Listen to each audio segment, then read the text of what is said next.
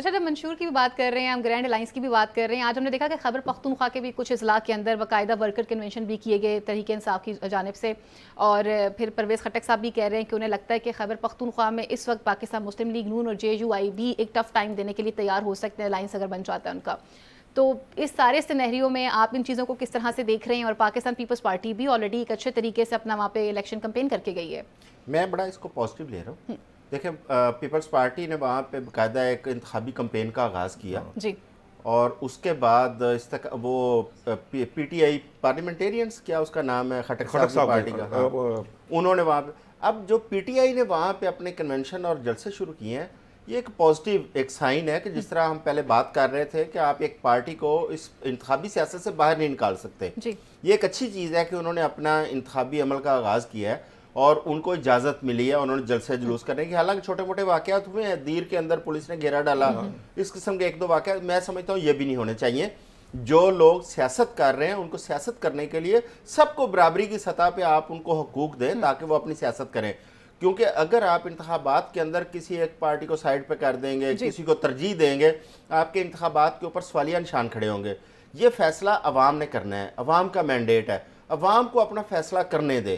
کیونکہ ہم نے عوام کے فیصلوں کے آگے جب بند ہے اس ملک کو نقصان پہنچا ہے اور مزید نقصان کا یہ ملک متحمل نہیں ہو سکتا. اور یہ پارٹیوں کو بھی سمجھنا چاہیے کہ کل یہ روتی تھی جو جس بات کے لیے، مطلب میں تو اس بات پہ حیران ہوتا ہوں کہ کل میں اگر فرض کرے میں آپ سے کو اپنی تکلیف آج بیان کر رہا ہوں، کل جب میں حکومت میں آؤں تو پھر وہ تکلیف کسی اور کو تو نہیں ہونی چاہیے نا.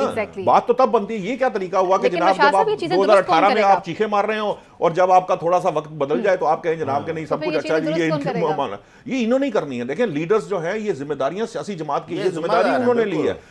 میں یہ پھر بات کہوں گا، ہمیں ہمارا کام کرنے اگر پراپر طریقے سے دیا جائے اور آپ ایشوز کو زیر بحث لائیں، یہ تمام سیاسی جماعتیں دیکھیں یہ ہمارے ٹیکس کے پیسے پہ یہ اسمبلیوں کے اندر جاتے ہیں.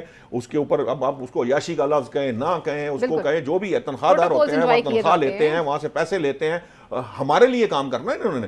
تو ہمیں ان پہ سوال اٹھانا چاہیے، ان ایشوز کے اوپر بات کرنی چاہیے کہ آپ نے کہا تھا فلاں کریں گے. مثال کے طور پہ کسی نے کہا کہ میں پولیس ریفارمز کروں گا، کہاں ہیں؟ آپ کہیں جی میں یہ بیوروکریسی میں ریفارمز کروں گا، کہاں ہیں؟ کوئی کہے جی میں نے ہیلتھ بہتر کرنی تھی، کہاں ہے؟ بھائی جو ہمیں تو نہیں نظر آیا پچھلے 30-35 سال کے اندر. اب اگر بات کی جائے بشمول ڈکٹیٹروں کے، اور پھر مجھے وہ ایک ابھی یاد آیا، ایک پھر میرے منہ سے نکلنے لگا تھا. ایک صاحب آج کہتے ہیں کہ میں تو عام آدمی ہوں، آپ نے حوالہ دیا.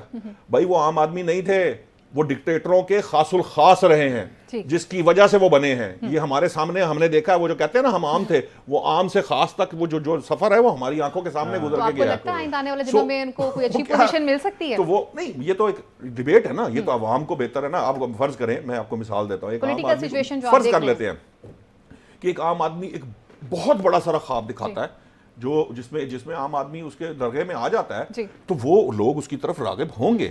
اب یہ تو وقت بتائے گا کہ وہ آ کر کیا وہ خواب پورے کر سکتا ہے یا نہیں کر سکتا. اب میں مثال کے طور پہ میرا بھی یہ میری خواہش ہے کہ چونکہ 1 تولہ سونا کے برابر ایک لوئسٹ ترین جو شخص ہے اس کی تنخواہ ہونی چاہیے، اس کے بغیر گزارا نہیں ہے. یہ بڑا اچھا سٹینڈرڈ ہے. لیکن یہ اب آپ دیکھیں نا کہ اگر میں فگرز کے یا سٹیٹس کے ساتھ پاکستان کی اکنامک کنڈیشنز کے ساتھ یہ بات کروں گا تو پھر مجھے یہ کہیں بھی پاسبل نظر نہیں آتا، چاہے کوئی پلے سے تو کسی نے دینا نہیں ہے.